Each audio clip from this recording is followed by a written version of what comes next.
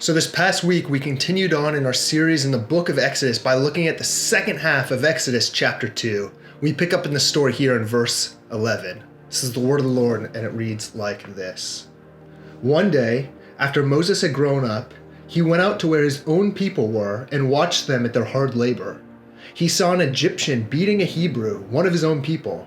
Looking this way and that and seeing no one, he killed the Egyptian and hid him in the sand. The next day, he went out and saw two Hebrews fighting. He asked the one in the wrong, "Why are you hitting your fellow Hebrew?" The man said, "Who made you ruler and judge over us? Are you thinking of killing me as you killed the Egyptian?" Then Moses was afraid and thought, "What I did must have become known." When Pharaoh heard of this, he tried to kill Moses. But Moses fled from Pharaoh and went to live in Midian, where he sat down by a well. Now a priest of Midian had 7 daughters, and they came to draw water and fill the troughs to water their father's flock. Some shepherds came along and drove them away, but Moses got up and came to their rescue and watered their flock. When the girls returned to Reuel their father, he asked them, "Why have you returned so early today?" They answered, "An Egyptian rescued us from the shepherds. He even drew water for us and watered the flock." "And where is he?" Reuel asked his daughters. "Why did you leave him? Invite him to have something to eat." Moses agreed to stay with the man who gave his daughter Zipporah to Moses in marriage. Zipporah gave birth to a son, and Moses named him Gershom, saying, "I have become a foreigner in a foreign land." As we continue to look at the life of Moses, there are 4 key things that I think we can draw out of this passage that relate to our lives today. And the first is this. We see that God is a God of redemption, and God is always at work. When we start out in the beginning in Exodus chapter 2, verse 11, Moses finds himself in a tricky spot. He's just committed murder, he's killed an Egyptian, and while he thinks he might have gotten away with it for a time, he quickly finds out that his actions have been discovered and that Pharaoh is trying to kill him. See, Moses is in a bad spot, and while it looks like all of his circumstances are against him, by the time we've come to the end of the story, we see already the threads of God's work of redemption starting to be woven into the midst of this story. Moses meets a priest and his daughters. He helps these daughters draw water for their flock, and he's blessed with a marriage and a son that comes out of this horrible circumstance. When we read these kinds of stories, it can remind us that even when our circumstances are bad, that we can trust that God is still active, that God is still involved, that our God in his very nature is a God of redemption, and he can make beauty out of ashes. And that allows us to have a new scope on life, to look at things differently, to change our perspective. The second point is that when we allow our perspective to be changed by the character and the nature of God, we can begin to allow everyday circumstances, everything that we encounter, to be educating us, to be forming us in the school of discipleship to Jesus.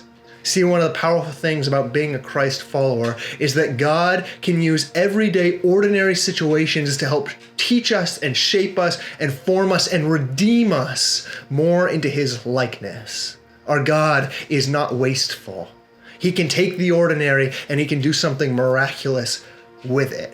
Whether it's going to school in the morning or going to practice for a sports team or for a choir or band or dance or whatever it is, God is always at work. And if we just simply pay attention and allow the ordinary to be intersected with the divine, God can use it to shape us and form us in the school of discipleship to Jesus. We see this happen in Moses' life.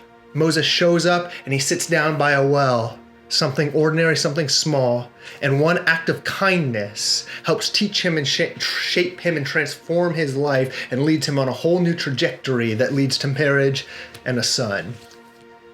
The third point that I want to draw out as we look at the life of Moses is that for us as Christ followers, the right thing done in the wrong way is the wrong thing. And I think this is a really important principle we can learn from looking at Moses. See, here at the beginning of chapter 2 in verse 11, right, Moses sees a Hebrew who's being abused. He sees an Egyptian who's beating a Hebrew, who's mistreating one of his own people, and in maybe an act of compassion, he tries to help. But the problem is he helps in the wrong way. He commits murder. See, he allows the end to justify the means, and that's where he gets in trouble. And all too often it can be tempting for us as Christ followers to do the same, to think that the end is so good that how we get there doesn't matter. But you see, the way of Jesus is just the opposite. The way of Jesus isn't about the things that we accomplish, but it's about the kind of person that we become. For us as Christ followers, it's important to remember that the means, in fact, matters. And that ties in wonderfully with our last point, right? The means, the everyday, the ordinary, the decisions that we make, those are formational. They shape us and they change us and they impact our heart and our mind, sometimes for good, sometimes for bad. But if we allow them to, God can always use those for his purpose to transform us more into his likeness.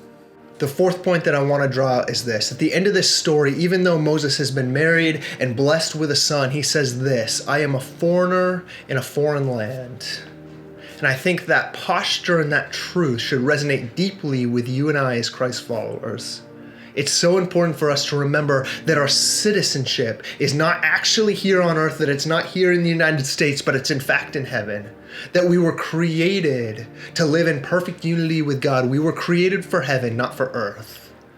And although we live our lives here in this broken world amongst difficult and challenging and hard circumstances, if we forget where our citizenship actually lies, we can get lost along the way. Our perspective can become distorted, and the things that God never intended for us, we can unintentionally bless as good and normal.